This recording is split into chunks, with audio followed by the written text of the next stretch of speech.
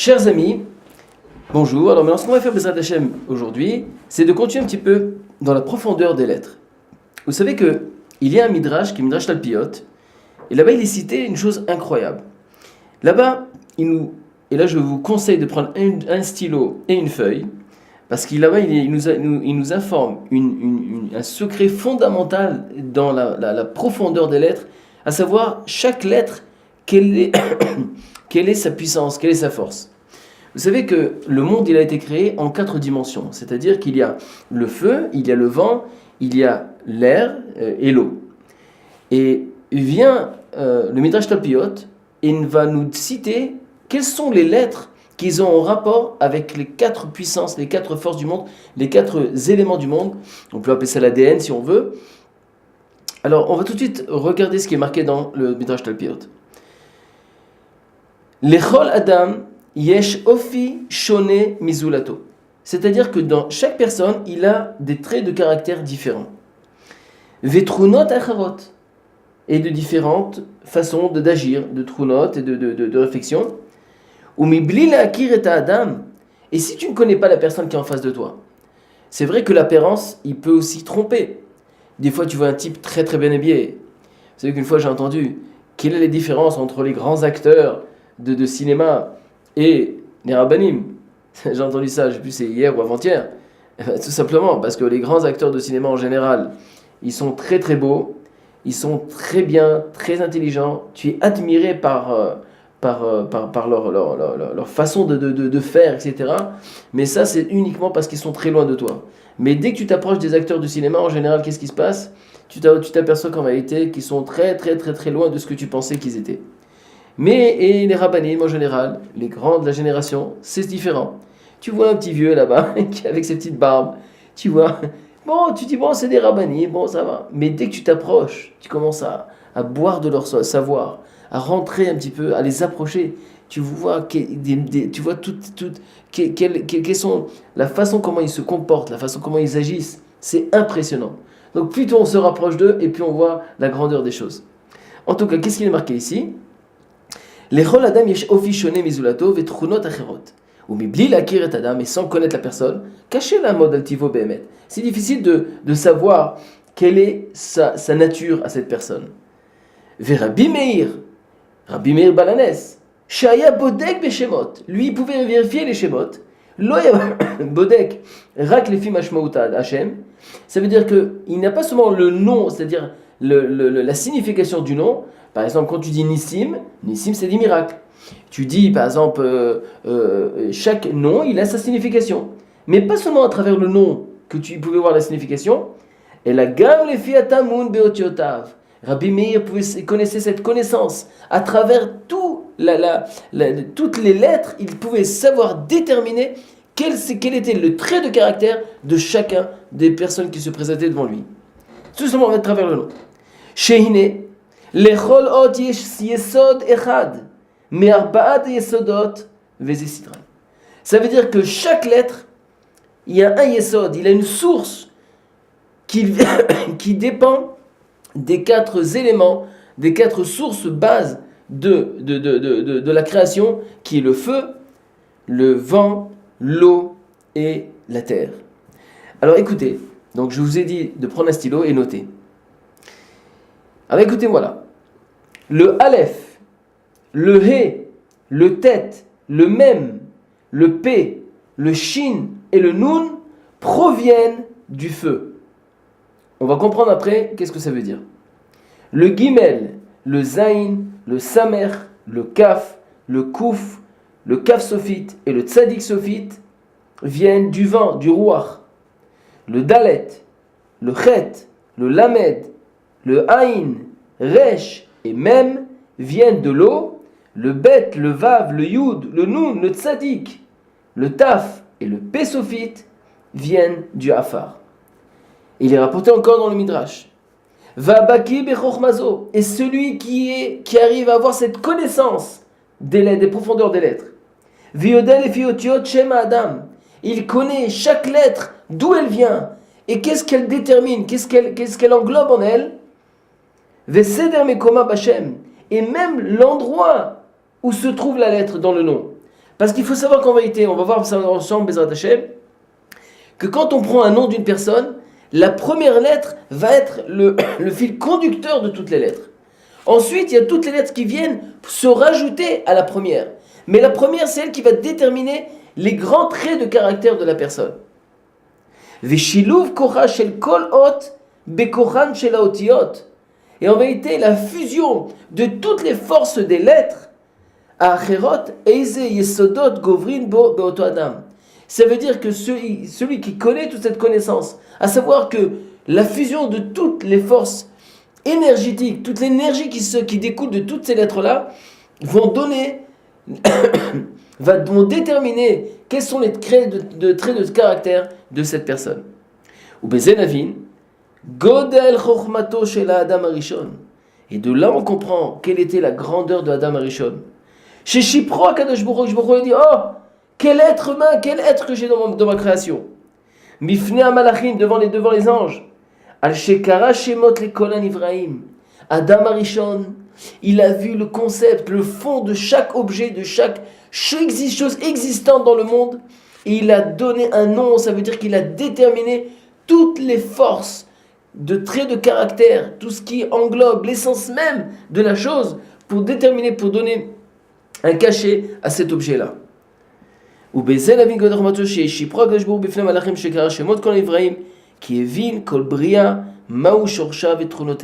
Parce qu'Adam Arishon, il avait compris quelle était la profondeur de chacun, de chaque animal, de chaque végétaux, de chaque rocher, de chaque montagne, du ciel, de la terre, etc.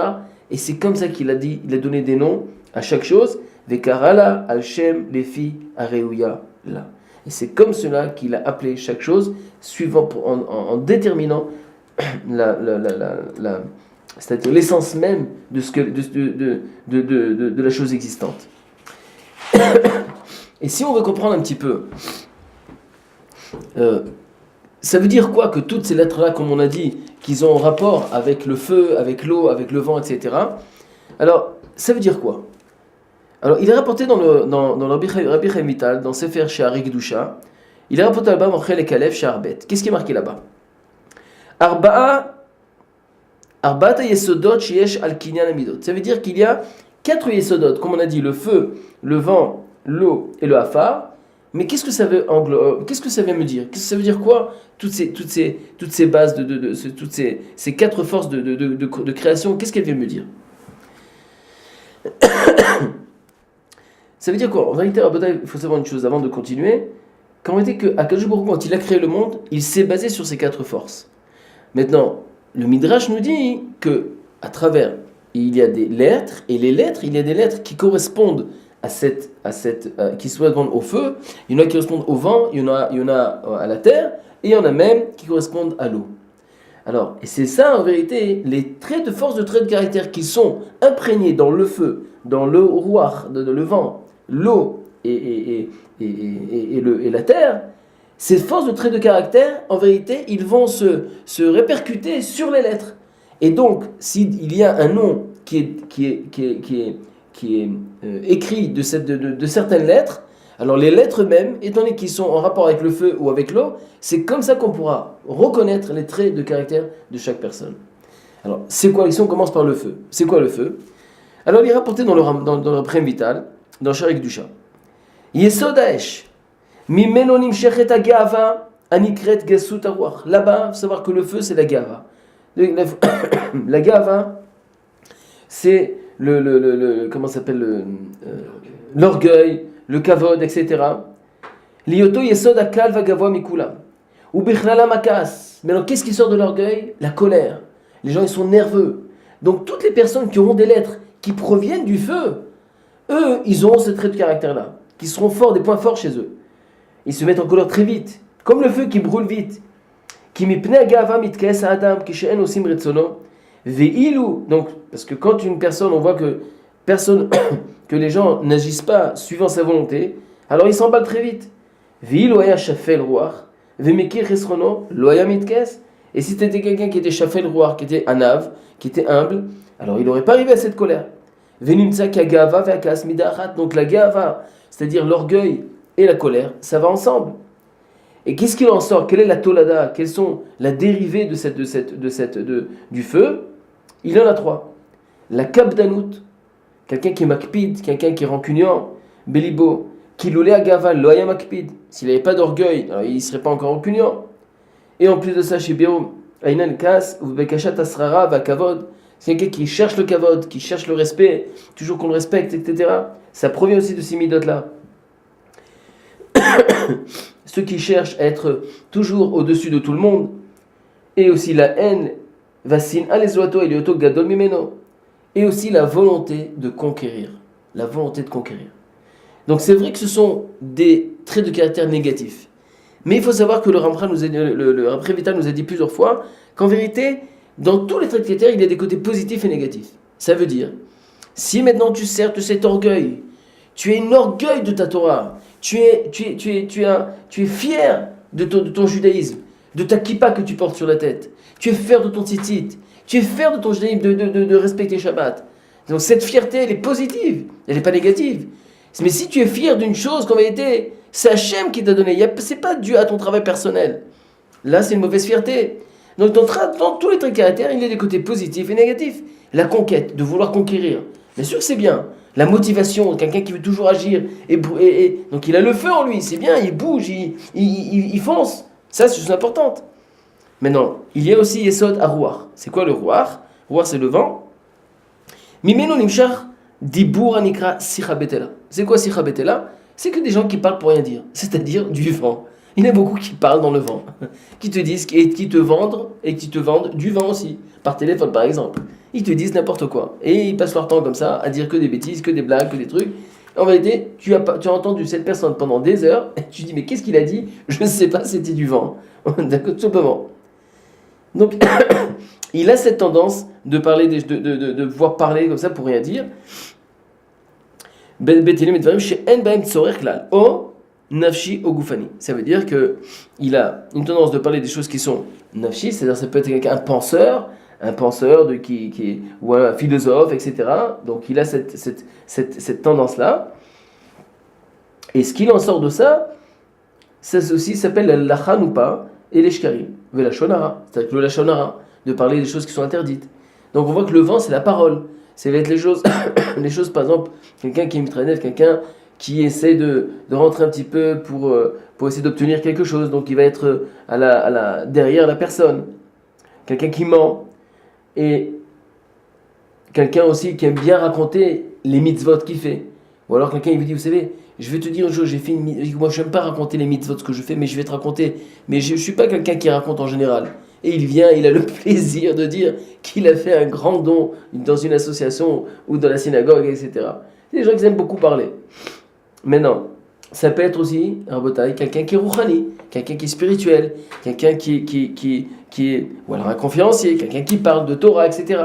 C'est-à-dire que même dans ce trait de caractère, il peut avoir un côté positif et un côté négatif. Si quelqu'un il parle pour dire des vraies choses, au contraire, tu peux parler tant que tu veux. Mais il faut être kracham et de savoir quand est-ce qu'on doit parler, quand est-ce qu'on ne doit pas parler. Et il y a aussi l'eau. L'eau, c'est Yesod Amaim, Mimeno Ta'avat Ta'anugim, Ki Minamaim Matzmichim Kol Mine Ta'anug. Ça veut dire, c'est quoi? C'est tous les désirs de la vie. L'eau, elle a tendance à avoir une personne qui a les lettres qui proviennent de l'eau. Alors à ce moment-là, ils ont une tendance vers les plaisirs et les désirs de la vie. Et il en sort, par exemple, et ça peut, Chadashalom, aller pousser à voler, à tricher, pour essayer d'obtenir des choses. On parle aussi de la kin'as, c'est-à-dire la jalousie, parce qu'il va être jaloux de ce que ses amis possèdent, ou alors même l'argent que ses amis possèdent. Mais l'eau aussi peut représenter aussi autre chose, c'est-à-dire quelqu'un qui est meouzan veshaket. C'est-à-dire l'eau en réalité c'est quoi? C'est calme. L'eau c'est calme, l'eau c'est shaket, et c'est très équilibré. L'eau est très équilibrée, n'importe où elle va, elle est très équilibrée. Elle arrive à être en équilibre tout le temps. Et il faut savoir aussi que l'eau, c'est une chose aussi qui est influençable. Elle peut influencer, c'est-à-dire elle peut prendre avec beaucoup de gens. Vous voyez, comme il y a un courant d'eau comme ça qui dans une falaise et qui ramasse beaucoup de choses avec elle. Mais d'un autre côté, l'eau aussi est influençable parce qu'elle dépend de quel est le récipient, l'encadrement qu'elle va être. Donc elle peut à la fois s'arranger n'importe où elle va, donc elle sera toujours appréciée, mais notre lait peut être influençable. Ça veut dire que s'il y a des gens d'une mauvaise fréquentation, ça peut donner des mauvaises choses. Et s'il y a une bonne fréquentation, ça peut engendrer des bonnes choses. Et il y a aussi le hafar. Le hafar, c'est quoi? Il est rapporté comme ça, mimenu midat atzvut bechol prata, c'est-à-dire la atzvut, c'est quelqu'un qui est atzev, quelqu'un qui est pas content, quelqu'un qui est triste. Et la tolada qu'il a, la atzlut, quelqu'un qui est paresseux, les kem tetor mitzvot, il est paresseux d'agir, de faire des mitzvot, etc. Mais d'un autre côté, le hafar, on sait aussi que c'est quelqu'un qui a un ave. Quelqu'un qui est humble, quelqu'un qui est posé, c'est-à-dire qui est solide dans ses décisions.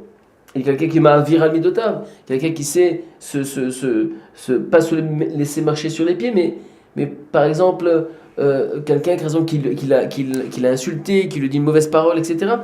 Et il prend sur lui et il est prêt à se rabaisser pour le shalom, etc. Donc qu'est-ce qu'on voit d'ici? Qu'en réalité, ces quatre façons, ces quatre dimensions, le feu, le vent, l'eau et le hafar, viennent déterminer en vérité les quatre puissances du monde, les quatre forces du monde. On peut appeler ça l'ADN, comme on l'a dit tout à l'heure. Et chaque lettre vient à savoir elle découle justement de ces quatre forces-là. Donc je répète, on a dit le Aleph, le He, le Te, le Mem, le Pe, le Shin et le Nun, c'est le feu. Par exemple, si vous avez un nom qui commence par la lettre Nun, alors, d'accord, donc c'est quelqu'un qui a le feu en lui, d'accord. Comme par exemple Nissim, quelqu'un qui a le feu en lui, d'accord. Et si vous avez quelqu'un Aleph, quelqu'un qui s'appelle Avraham, qui s'appelle Eliaou, lui aussi il est comme ça, il est quelqu'un qui agit, quelqu'un qui fait beaucoup de choses, il a le feu en lui. Maintenant, celui qui a le Gimel, Zain, Samer, Kaf, Kouf, Kaf, Sofit et Tzadik Sofit, il y a aussi le roi, c'est l'air, quelqu'un qui parle beaucoup, etc.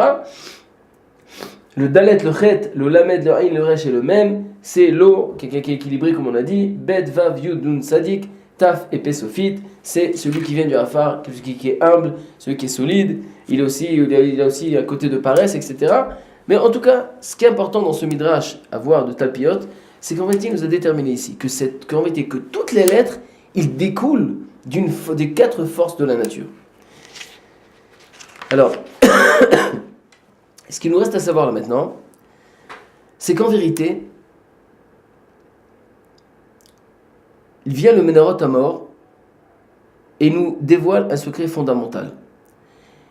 Est-ce qu'il y a une relation entre le nom qui a été nommé au moment de la Brit Mila, au moment de l'appellation, de la nommation de l'enfant? Est-ce qu'il y a une relation à cette nommation due au concept dans lequel l'enfant il a été créé? Alors ça, Besrat Hashem, on verra ça la prochaine fois. Et on essaie de rentrer en profondeur des choses, de comprendre en vérité un secret fondamental que le Menorah Tamor